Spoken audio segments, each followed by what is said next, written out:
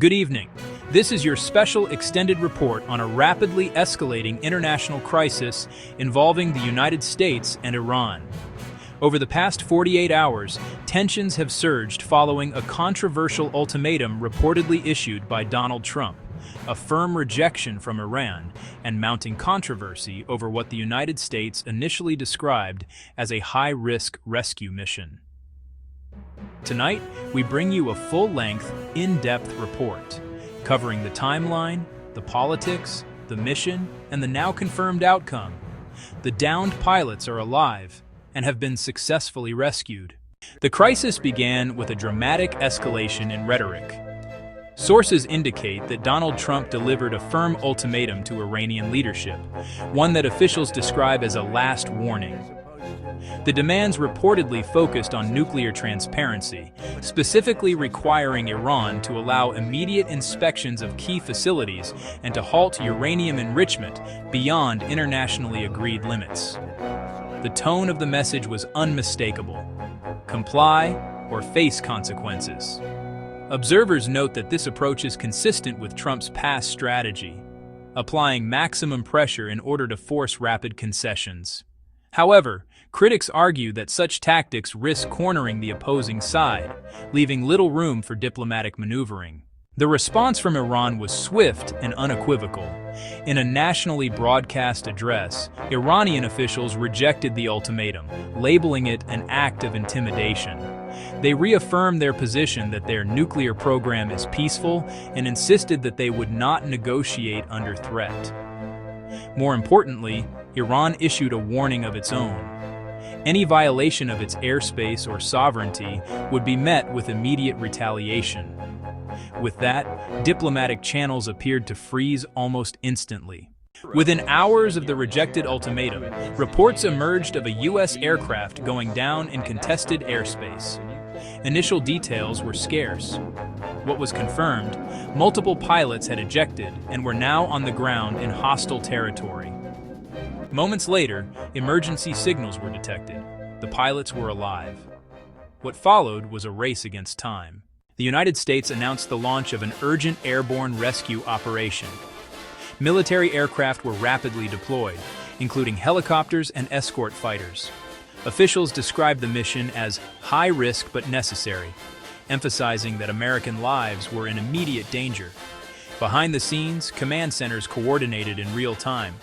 Surveillance systems tracked the pilots' positions, while rescue teams navigated complex terrain and potential threats. And then, confirmation. Contact was established. The pilots were alive, responsive, and awaiting extraction. What happened next unfolded over tense, rapidly developing minutes. Rescue units approached the location under heavy pressure. Reports indicate that the area was not secure, with possible hostile presence nearby. Every second counted. Communication between the pilots and rescue teams remained active throughout the approach. The pilots reportedly maintained situational awareness, assisting in guiding the extraction team to their exact location.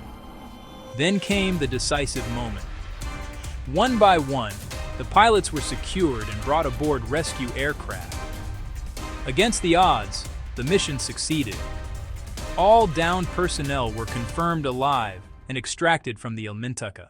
But even as the successful rescue was being reported, questions began to surface.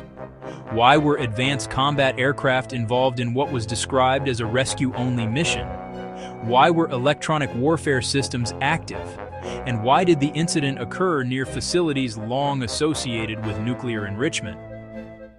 Analysts began to question whether the rescue operation was the only objective, or whether it may have coincided with a secondary, undisclosed mission. According to emerging reports from intelligence sources, the operation may have overlapped with a planned strike on Iranian nuclear infrastructure.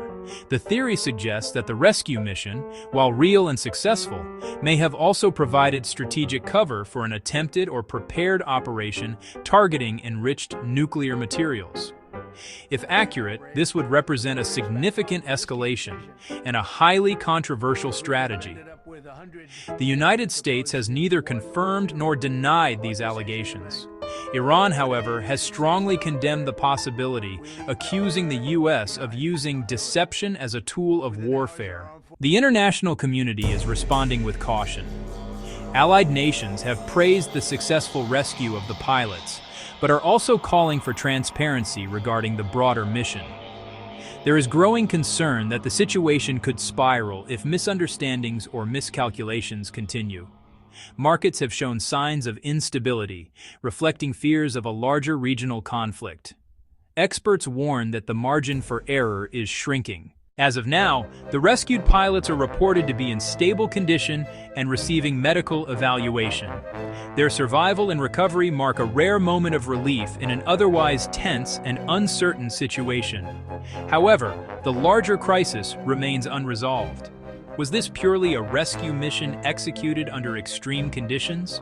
Or part of a broader, more complex operation tied to nuclear strategy? The answer may shape the next phase of this crisis. What we know tonight is this: a deadline was issued. It was rejected. An aircraft went down. Pilots were stranded but not lost. They are alive. They are safe. But the events surrounding their rescue raise serious questions that remain unanswered.